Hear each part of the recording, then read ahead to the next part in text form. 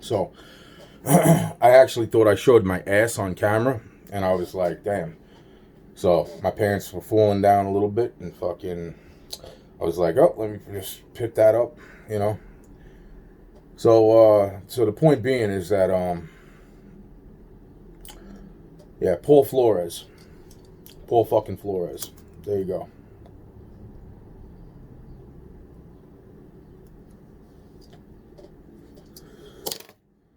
So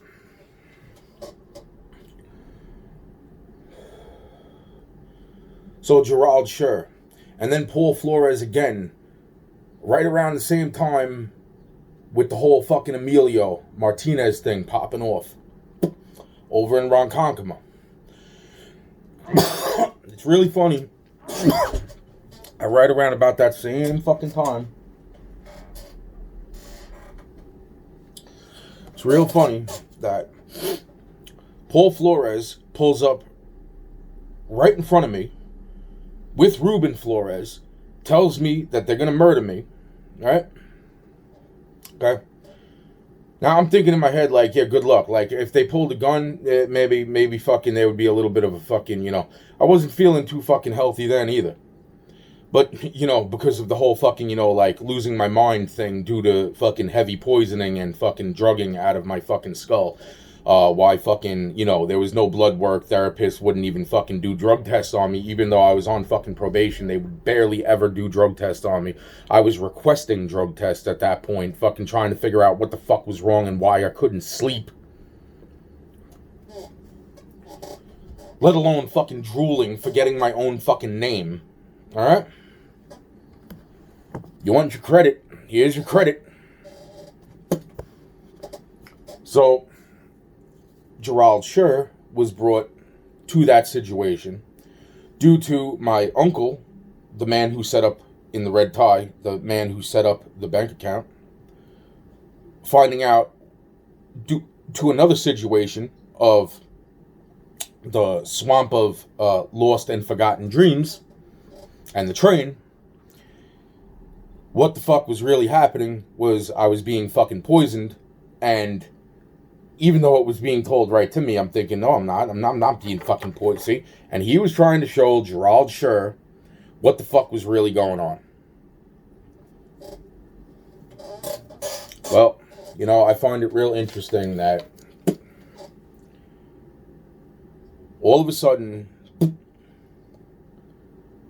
we're going to go right into fucking, at this point in time, we're going, because they were bragging about how they got that fucking rusted out piece of shit truck from their driveway in California all the way out to fucking Long Island with nobody fucking realizing that the truck was gone. Because supposedly that truck didn't work.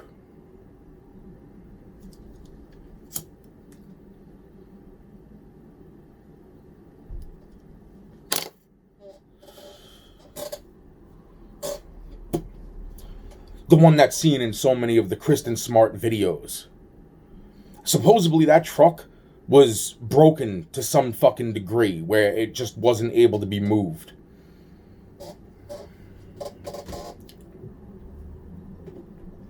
And yet, about 10-something years ago, that truck pulled up right in front of me with Paul Flores and Ruben Flores in that truck telling me how they were going to kill me and that, yeah, I didn't even know who they were, nor did I give a fuck.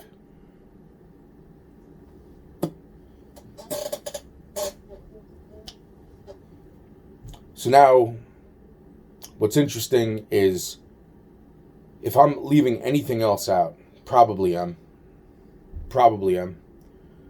What else is fucking important? Then 2019 rolls around. And, well, let's not forget that Demi Lovato also took a fucking overdose but did not pass away. And let's not forget about little fucking Peep. The little Peep that could.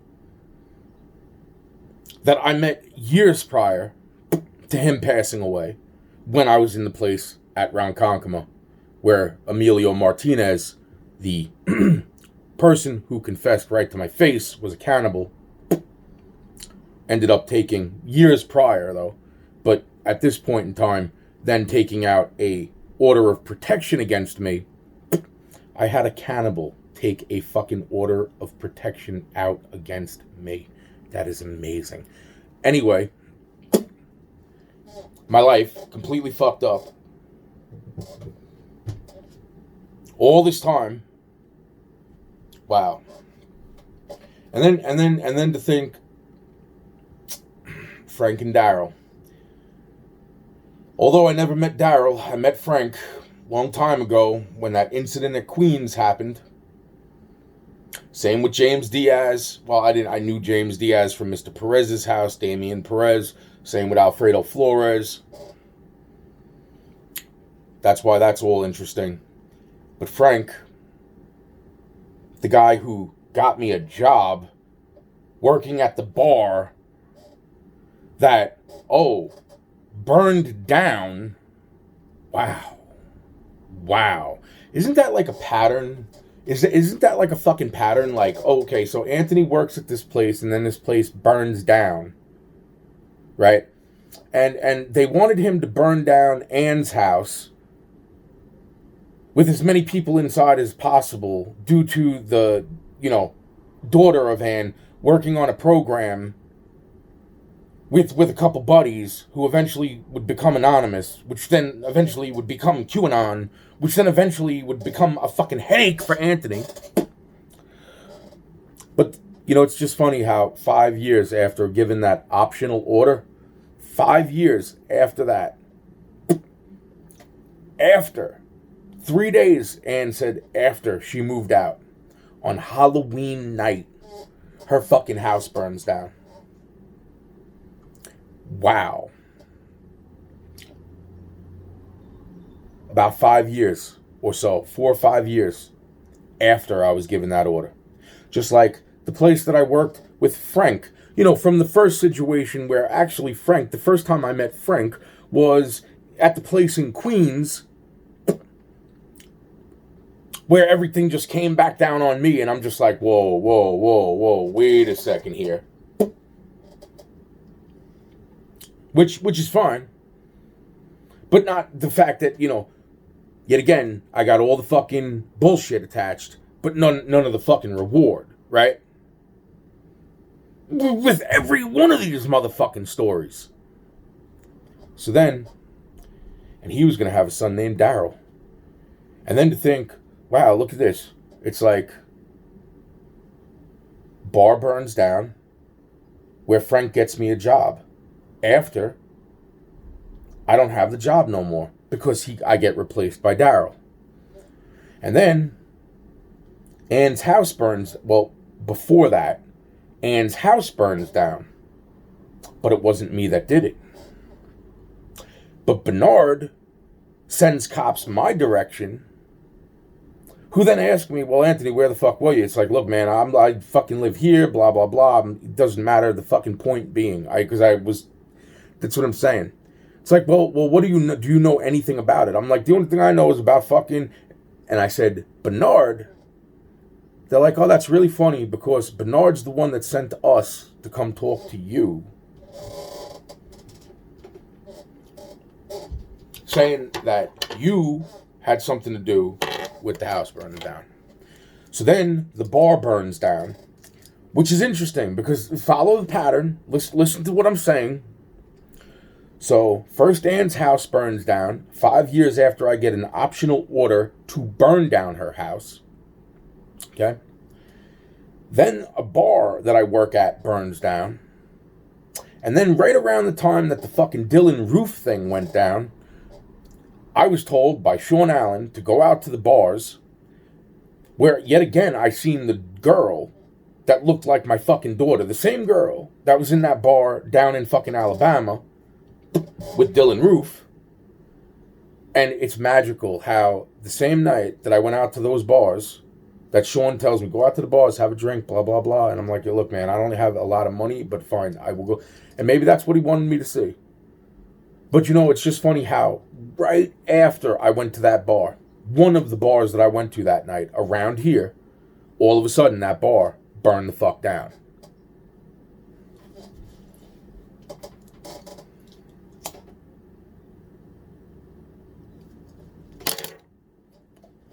let's see. Anne's house burned down 3 days after she moved out on Halloween fucking day.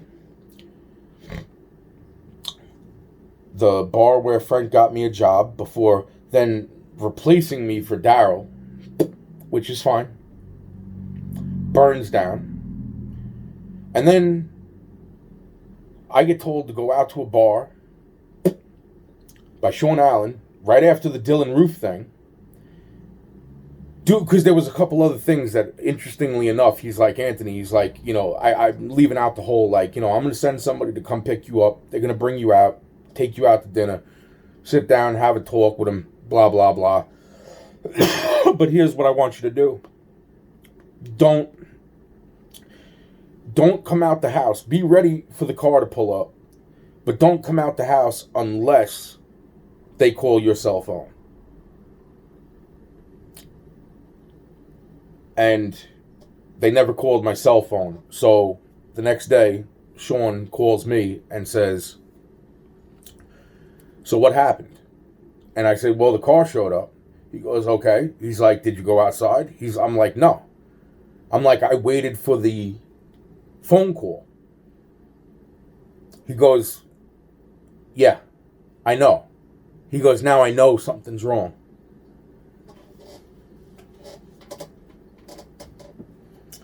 So either way, from that point, he tells me, don't worry, Anthony, just calm down, fucking, this and that. Go out to the bars. And then I go out to all the bars. In one of the bars, I see the same girl that was in that bar with Dylan Roof. The girl who looked like my daughter. Because at that point, I was still trying to understand whether she was or not. It was that second encounter. It was after that second encounter that I said, holy shit, that's my daughter. Okay. And if that's not my daughter, then that sure the hell is the freaking mother of my daughter. That I had with a general's daughter. And sure as shit, one of the bars I went to that night burned down. What else burned down? Oh, I got accused of burning down the fucking woods in a song of a person who I liked back in the day. And, that's it. That's just not here or there. But, she was fucking pissed. She's like, why would you burn down, she's like, that was my land and blah, blah, blah, and fucking all this other shit. She's like, I didn't do that. I didn't fucking burn nothing down as far as your freaking place of existence. All right. And, yeah, so that was just a song. But, so, that's the, other shit. But, so it's the house, it's the bar, and then it's the other bar. What else? Oh, yeah, let's not forget about Universal Records. Yeah, let's not forget about that fucking wonderful fucking place and being brought there and the guy who magically at this point in time, twice, because I was brought there twice, actually, the same fucking building, the same fucking scenario. Guy pouring shit on the floor. The first time I was said movie, second time movie, fucking, I'm like, never seen a flame get lit.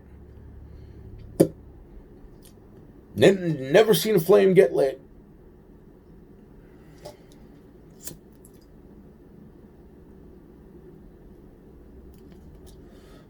The first time, the guy looked very, very similar to a person who I would consider to be,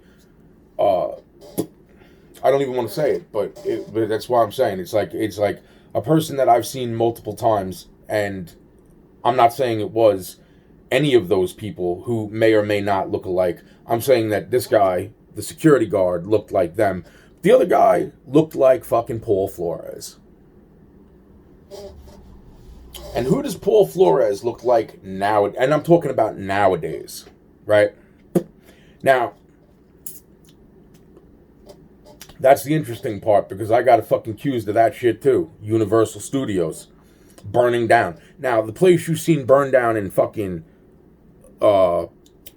California was not the building that fucking I got accused of fucking being there.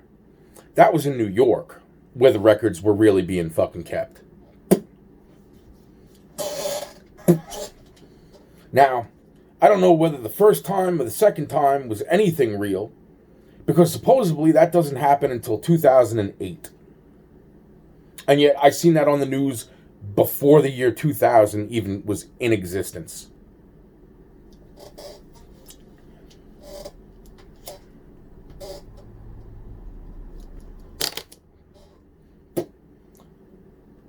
What's really interesting, anything else burned down that I got fucking accused of burning the fuck down? Oh, who was there?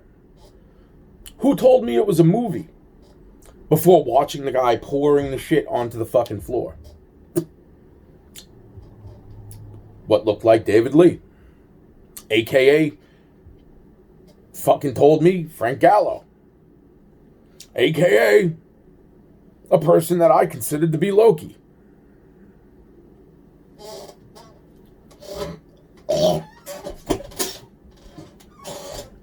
Now,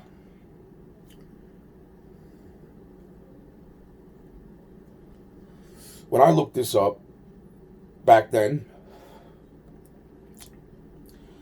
didn't really dawn on me all the fucking names that were listed. I just knew that this is what was being blamed on me even prior to this actually taking place, right? Just like this motherfucker that supposedly hung himself back in high school, my fucking name was being brought up. Meanwhile, this kid supposedly didn't die until 2006. Bullshit. Bullshit. Bullshit. Now,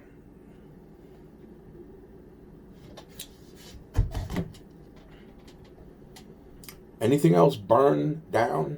Oh, that's right. Now, here's an interesting part too. The van that Rayvon Matthews was driving when last I seen him was Ann's van that went missing from the junkyard.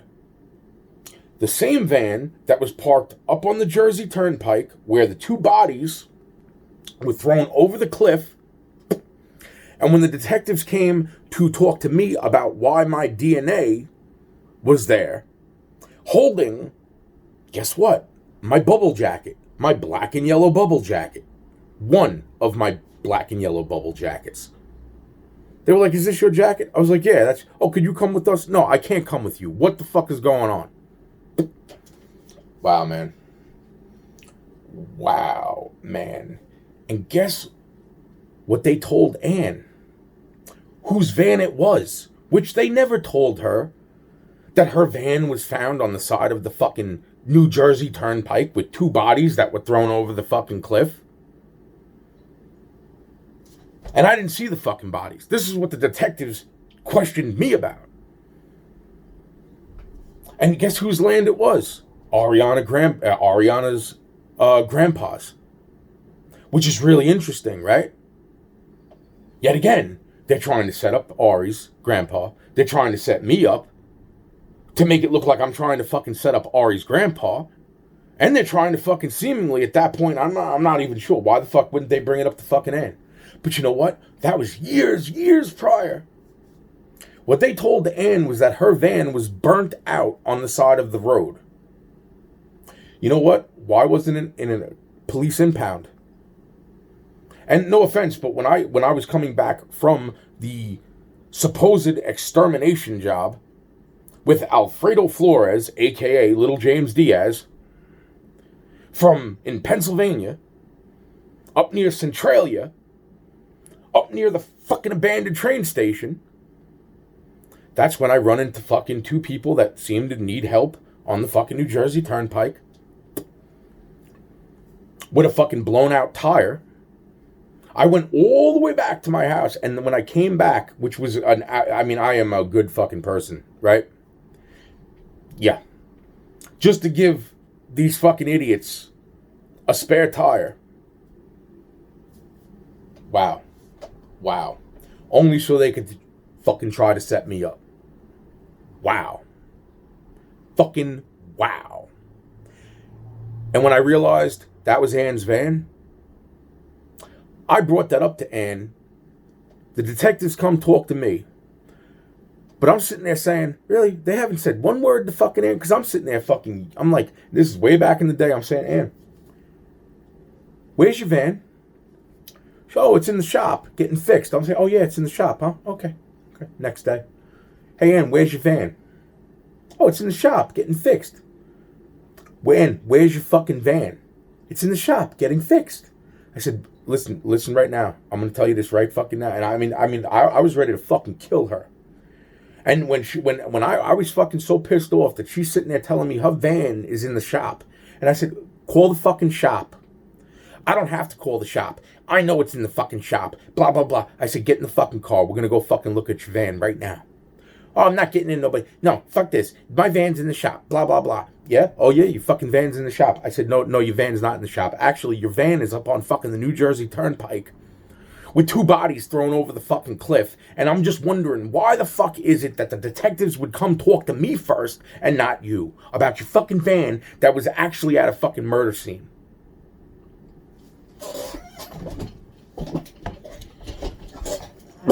But what's even more interesting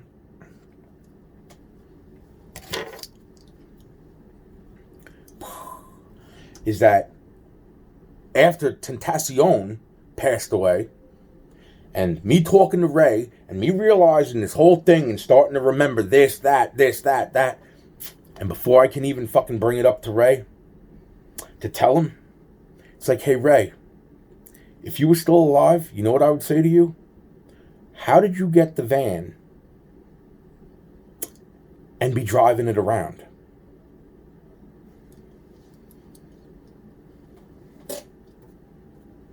Because it's real fucking interesting that supposedly that van was in a police impound because of supposedly 2 dead bodies that were thrown over the side of a cliff. With my bubble jacket magically in the van.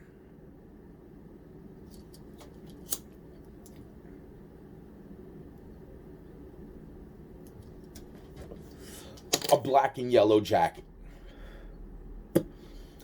Not the same jacket that Ray, not my elementary school jacket that Ray was talking to me about, which I thought he was talking about my bubble jacket, which at that point I completely didn't even think or remember about the fucking van burned out on the fucking side of the road, and that's where my fucking jacket was. The van that now Ray was somehow magically fucking driving around for the past couple fucking years. Wow. And then Ray died. And I miss Ray a little bit. Not so much, sometimes. No, I do. That's a bad joke. I do miss Ray. That's why it's like really, man, it's like going up against how many fucking different motherfucking wow man. Wow.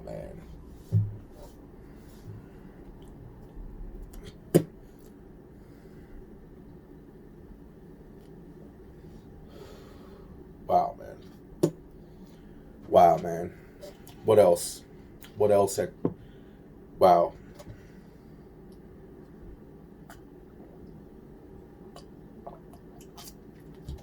My cousin hurt me, though. My cousin definitely hurt me. My female cousin that I thought was my little niece, Crystal. But it wasn't. It was actually April. I didn't even know this cousin that well. You know, the cousin that was raped, supposedly, at the house, where fucking somehow Sean fucking ended up fucking being right before he passed away. It hurts me that I remember it was literally right after my car was painted. Like, whether it was 3 days or 2 weeks, I could have sworn it was 3 fucking days after the car was painted. Maybe it was 2 weeks. I don't fucking know. I just know that it was so right there, right after the car was painted, that I bumped into Alfredo Flores and we're driving around. Not only does he drop a fucking EMP on the floor of my car, but then when we parked in an old neighborhood where I'm like, where the fuck? I'm like, I know this neighborhood. I'm like, holy shit, this is my little niece's old neighborhood. I'm like, man, let's just pull the fuck over, smoke the blunt. And out of nowhere, what seemed like fucking identified themselves as my cousin comes out of nowhere with two other fucking people. They walked over near fucking Alfredo Flores. Don't know what the fuck was said to my cousin, but my cousin turned around to me and said, fucking, you hurt kids, Anthony? Blah, blah, blah. Don't fucking talk to me. Stay the fuck away from me. I was like, whoa, whoa, whoa. What the fuck? And I'm like, wow, man. Wow. Wow. And the little fucking cunt smirking, fucking walking away with my own family. Like, yeah, thanks a lot, fam. Wow, man. You know? Wow. Which is so interesting, by the way, because that's the same fucking neighborhood that when the second Mustang, it was the second Mustang, right? Yeah, the second Mustang. Yeah, it was the second Mustang. Well, around the second time, the time that I bought the second Mustang, bumping into the guy down in Port Jeff with a fucking handful of woman's jewelry. And since I was fucking starving and fucking needed gas in my car and I didn't see why the fuck not, he said, can you drive me up the fucking road to a fucking pawn shop so I can trade all this shit in? Oh yeah, it's my ex-girlfriend's, blah, blah, blah. And I'm like, yeah, sure, I can totally do that, because fucking if you're going to give me the money that you said you're just going to give me, might as well drive you up to the fucking store so that I can eat and fucking put some gas in my car. Motherfucking sure as shit, the neighborhood we ended up going to was that same neighborhood. And when he was not in the fucking car, little do I realize at that moment in time, the three people that fucking showed up to that park were the same fucking people, or at least some of the same fucking people from the night that my cousin turned around and told me that I hurt kids. And that was, as far as I understand it, that was before. That was, in other words, the first story was before my cousin ended up getting raped.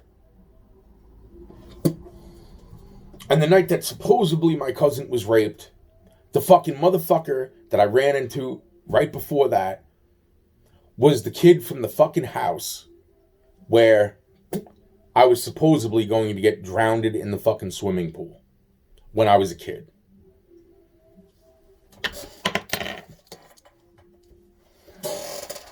Wow. And the other person at the fucking house where last I seen Sean Allen alive.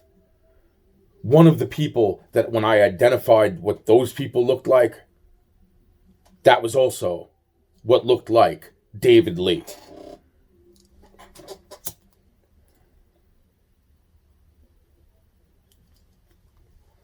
So I find it real fucking interesting that throughout all these stories that I'm talking about, it's interesting, right?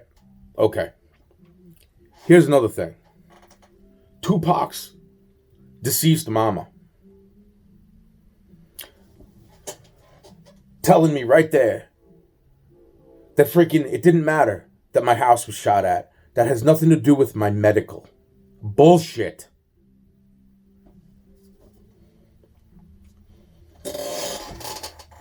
Or Lisa Allen. And how many times I tell her dad before he passed away, which I don't even know, is he dead? Who the fuck knows? They drop her off on my fucking doorstep, drugged out of her mind. She comes in my house crawling through the fucking door like a dog, pisses on my bathroom floor like a fucking dog, and I still open my door to your daughter every fucking time because I care about the girl. But she's driving me insane, because then the way she thanks me is by breaking all my goddamn shit and then fucking telling me fuck you. But then she'll take off all her clothes, walk around my house naked, sit on my lap naked.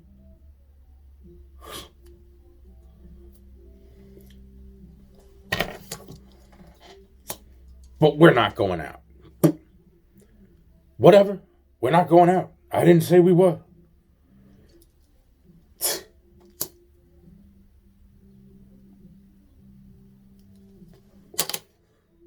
It's just funny how, It's kind of funny. I'm at Sean's house.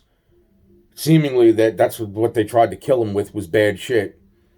And meanwhile, how many times Lisa got dropped off on my doorstep, drugged out of her fucking face. How many times I thought that girl was going to die right in my fucking house.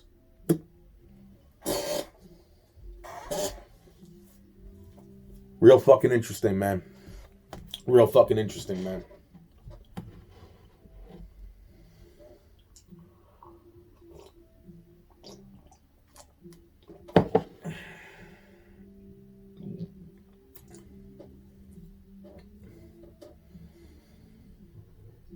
Real fucking interesting, man. And then that brings us to what? That would bring us to 2019 or so. Did I forget anything? Did I leave any majority of the shit out? Did I leave any of that out? Oh yeah, the hundreds of my dead Indian children, and the reserve with the log and the chief, and yeah, that's kind of important with what comes up next, right?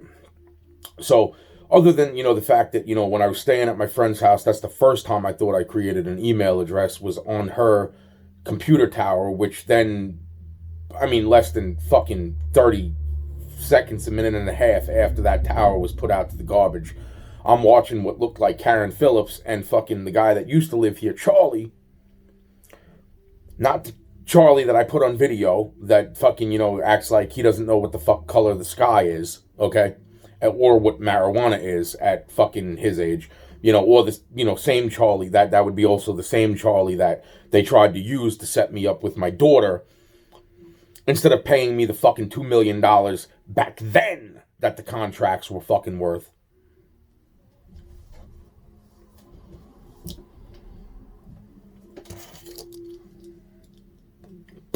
Wow. But the other Charlie that, the only other time I remember this person is when a fucking tire, because somebody needed help changing another tire, and I'm pretty sure Alfredo Flores was there too, because I'm pretty sure he's the one that let go of the fucking tire. If it wasn't him, it was one of the fucking, you know what, I don't know who the fuck it was. I was so fucking pissed off. At that point, that person didn't even have a name in my book.